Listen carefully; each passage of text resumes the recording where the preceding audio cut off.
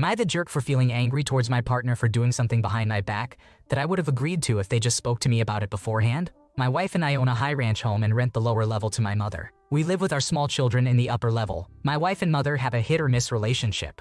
My mother originally owned an air conditioning unit that we would put in one of her windows when it was hot before we switched the house to central air, maybe 3 years ago. Since then, my mother's air conditioning unit stayed in our external garage. My wife and I periodically discussed getting rid of it or selling it, but I always felt I should ask the owner, i.e. my mother, with the understanding that we would not store it indefinitely for no reason. Each time she wanted to keep it. Last year was the same thing. I just found out last night that maybe 2 to 3 weeks ago, my wife gave the air conditioning unit to a mutual friend whose air conditioning unit died during a heat wave. The friend is not in a great financial position as a single mother. I was told that the friend's fiance helped take it and that my mother was outside and potentially watched it happen. Nothing was discussed with her, and she may not have put it all together. She may have even forgotten about the air conditioning unit. I angrily told my wife she was wrong not to check with its owner, or at least with me as the person who would have to deal with the fallout. I noted that it was not hers to give away, but that if she had spoken to me, I would have said it was okay to help our friend and would have helped come up with something as an excuse. My wife then told me that this is why she did not tell me, and that she would have just told my mother that it got moldy and was thrown away. It's possible I never would have learned what truly happened. Regardless, my wife feels that she did nothing wrong. When I asked her how she would feel if I threw away things her father is storing in our garage, she merely responded with, "I can see how you might feel that way about her being in the wrong and her not being honest with me." This is also after I asked why she would keep something from me if a marriage is supposed to be about honesty and openness. I do not think she is keeping anything else important from me. She has not yet apologized, and I am concerned she honestly feels she did nothing wrong and/or does not care about how she treated me, my feelings, or my at times rocky relationship with my sole remaining parent. Am I the asshole for still fuming over this? Honestly, it sounds like everyone messed up here. Your wife should have said something first, but you've been storing that unit for years and even admitted you'd be okay with giving it away under the circumstances. Your mother seems a bit selfish, expecting you to store it indefinitely and not wanting to help those in need. While technically it might be considered stealing, both of you were trying to do something helpful, and no one is really innocent except the people who received the AC unit. Am I the jerk for not being able to afford a boat? Here's the revised text. A bit of background. I, a 28-year-old female, Marie, a 26-year-old female, and Zach, a 29-year-old male, have been very good friends for the last few years. About 2 months ago, Marie messaged our group chat saying she wanted to celebrate her birthday at Lake Havasu. From the very beginning, I mentioned to her that I was not sure if I could make it since I had 2 trips before and after that weekend, which would have been too much financially. Knowing this, she said it was going to be a chill weekend and we would mainly be by the lake, so I said yes. Zach also mentioned he would be tight on money since he was going to visit family out of state. Despite this, she continued with the birthday festivities. Marie got an Airbnb that would have cost $120 for the whole weekend, which was a pretty good deal. However, she then mentioned all the extra things she wanted to get, such as a cabana and a pontoon, which would have added at least $350 per person. Our group dwindled down to 6 of us, which also made prices increase for each of us. The majority of us expressed concerns that this was out of budget and that we could sacrifice all the frills and still have a good time. The cost did not include how much we would spend on gas, food, and alcohol, so all of us knew this would easily reach the $600, $700 range. Both Zach and I did not want to ruin the plans, so we kept reassuring Mari that we would still have a great time and make the most out of it. She then decided to cancel it because she saw it as a mini vacation, and if she knew we couldn't do the boat and everything else, she would have planned a trip elsewhere. The trip was canceled a week before it happened. Marie's birthday was a few days ago, and some of us who were on the trip messaged and sent our birthday wishes to her. It turns out that she is being petty and hasn't responded to any of us. At first, we thought she was busy until I found out my younger sister, who was also going on the trip, got a thank you response from her the same day, whereas we, her main best friends, did not. We are all annoyed at the matter since Marie is trying to blame us. In the past, she has broken one of her closest friendships over birthday plans. From the beginning, we expressed our financial concerns and she dismissed them. So am I the asshole for not being able to afford a boat for my friend's birthday? Any advice? Marie is being selfish and petty, expecting everyone to shell out over $700 per person to celebrate her birthday. It's wild to be angry at people for not being able to afford that. If she wants to go, she can go solo. Not everyone has the same finances, and even those who do don't necessarily want to spend it on her birthday. Am I the jerk for having an interest in pursuing it? I am a 17-year-old male turning 18 in a month, and I spent a major part of the last 2 years preparing for one of the toughest entrance exams in the world. I'm also very much interested in cars. Living in one of the biggest cities in my country, there is no shortage of cool cars around here. Due to my exam, I sacrificed going to a lot of car meets and shows. I was fine with it because I thought that in 2 years my exam would be over, I would get into the country's top engineering college in my city, and attend all these events, right? Wrong. My exam did not go as well as planned. Though I am getting into a top 5 college, I will not be getting into my preferred choice. I thought, what's done is done, I cannot do anything about it, so I may as well enjoy the last 2 months here in the city before I go to college in a smaller town. I got a couple of other car enthusiast friends with me,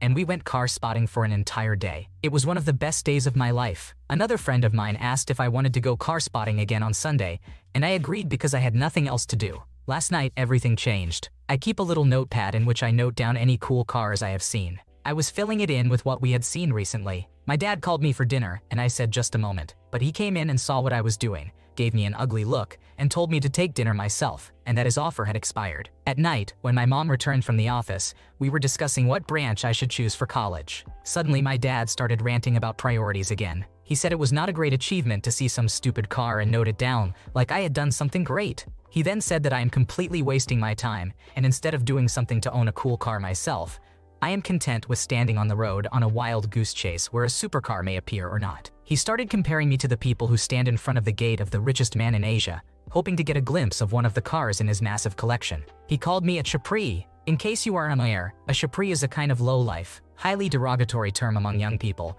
who thinks getting flashy hairstyles and tattoos is the only way to look cool on social media. He then started saying how it was his mistake introducing me to cars when I was younger and taking me to car meets. This hurt a lot because he once took me to the capital, 2,000 kilometers away, while he had typhoid when I was 6, just so I could attend a biennial car show. I want that version of him back instead of the one who calls me a chapri for spending a Sunday morning spotting cars. I went to bed at midnight and could not sleep until 3 at least because I was feeling so bad and like I had failed him, or he had failed me. I am still confused. So, am I the asshole for liking to spot cars?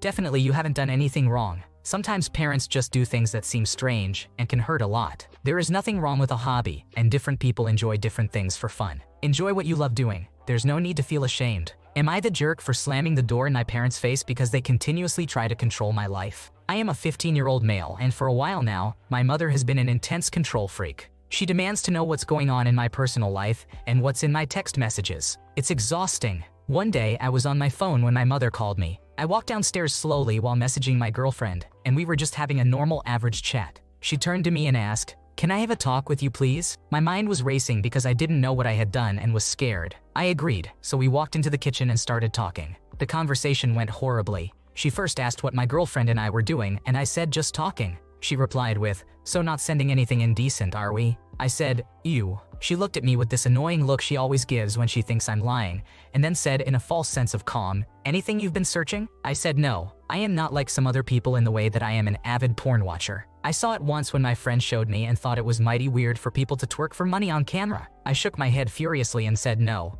She then demanded I hand over my phone so she could put parental controls on it. We fought.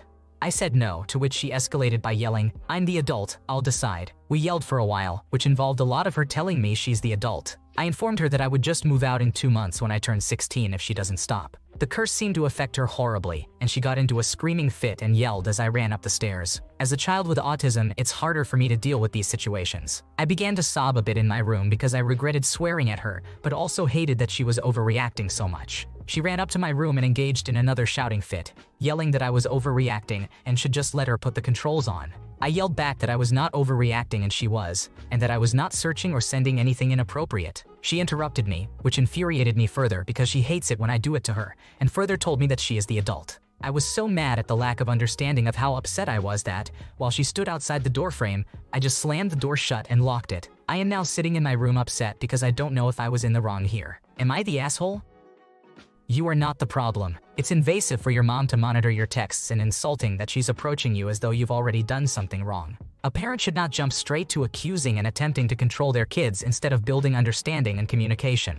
It's terrible parenting that debilitates your relationship while pushing you away. Am I the jerk for ignoring my aunt because she won't accept my cousin is gay? It's a lot worse than the title. Basically, my cousins who are 20-year-old male, 22-year-old male, 23-year-old male, and I, a 21-year-old female, got drunk during a family lake trip. It was very fun, and we were just letting our inner child out. Cousin John confessed to us that he's gay. I've known for a while since he confessed to me first. Cousin Mike came into the house and outed Cousin John as gay. He was trying to help, but he was drunk. Aunt Sharon got upset, saying, "He shouldn't be scared to tell me the truth. He should be scared of God." Fast forward 2 weeks, Aunt Tess, sister-in-law, came to our home to let us know that Aunt Sharon and Aunt Maggie, sisters of my mom, asked to meet up to tell her that they think her son, Cousin Mike, might be gay. Aunt Sharon was scared to look into the tent that drunken night at the lake because she was afraid that her son, Cousin John, and Aunt Tess's son, Cousin Mike, might have been doing something dirty because she thinks they're in a relationship. How twisted is this? They are literally blood-related.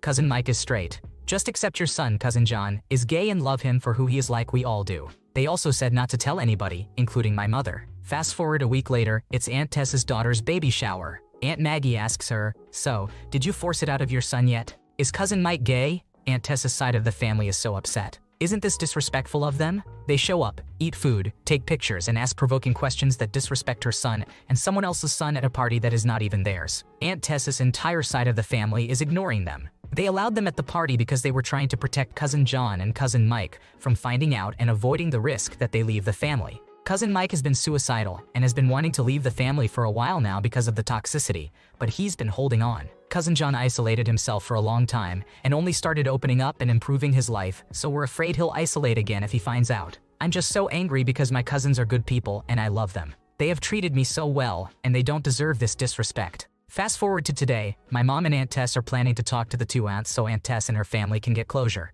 I couldn't take it. I hate them. They're the worst. Every single time we go on a trip, there is always something they do that upsets the family. I greeted them to show respect when I dropped my mom off at their sister's gathering at the mall. I explored a bit by myself and was asked to come join them at their house for a barbecue. I ate at the mall until I was full because I didn't want to eat anything they made. I came into the house, went straight to Cousin John to watch a movie, and when it was time to come home, I did not greet them goodbye like I usually do. My mom came into my room to tell me I'm always frowning. She hates how disrespectful I acted. She hates how I don't know how to kill people with kindness, and that I don't know how to act when there is an issue. I told her I'm sorry I can't act plastic. I tried my best to greet them the first time, but I told her not to force me to join today. She told me I shouldn't get involved. But I think everyone is already involved. How can they laugh and take pictures like they're not hiding secrets from one another? Like they didn't disrespect someone's son. Like they didn't make her own son a laughingstock. Like they didn't set up a secret meeting excluding my mother?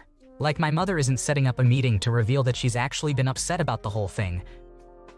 You are not responsible for this. Your cousins are lucky to have you stand up for them. It's really unfortunate that your aunt is homophobic, but it's great that your cousins have supportive family members like you. Hopefully your aunt will mature and open her mind about your cousin's sexuality. Am I the jerk for threatening to take back the car I bought for my family member? For a long time I was making a pretty nice salary, and my mother was not. My mother is used to having nice things, and I could tell she was a bit down for a while as she wasn't making much of a salary and didn't like many aspects of her life, including the old car she was driving. She kept talking about wanting to buy a nice car since we relocated, and I wasn't comfortable with it for a while until I decided I wanted to just do something to make her happy. It wasn't a smart financial decision, I know, but I'm kind of used to just doing everything that she asks. I ended up spending basically everything I had left in my savings, $60,000 or so, on this car. I am in my mid-20s, by the way. This was about a year ago. 8 months ago, some very intense circumstances arose that led to her moving back to where we were originally living, a different country. She finally got a great job, and I learned that she bought another nice car. I initially said the car was a gift, but she several times said she'd pay me when she has the money. I think this came less from a nice place, and more from a place of possessiveness and not wanting me to feel like I have any right to the car. She also kept encouraging me to buy it, making it feel like it was a we thing and this would be a nice purchase for us. Regardless, she said she'd pay me when she can, and for this reason views the car as entirely hers, and as if I loaned her the money, but she hasn't paid me. I've also paid to renew the car insurance just now,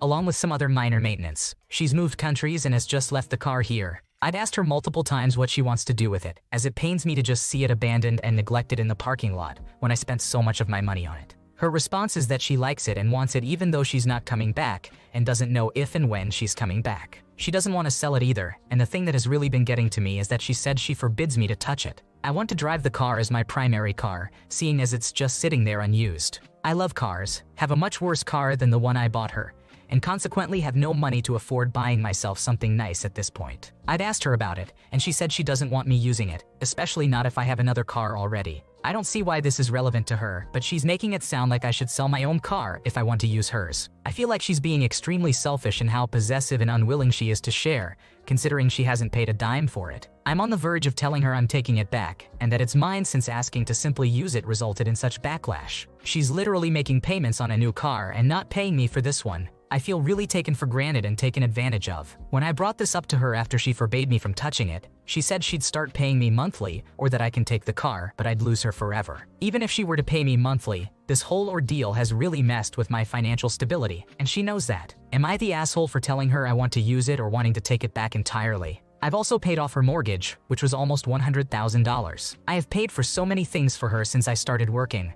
I'd have a house of my own now if not for supporting her, but have not even a half year's salary left from over 4 years of work. She claims I've never done anything for her, or that whatever I have done, she's done much more for me over the course of my life. Maybe this can shed some more light on why I feel so tired of this already. It feels thankless.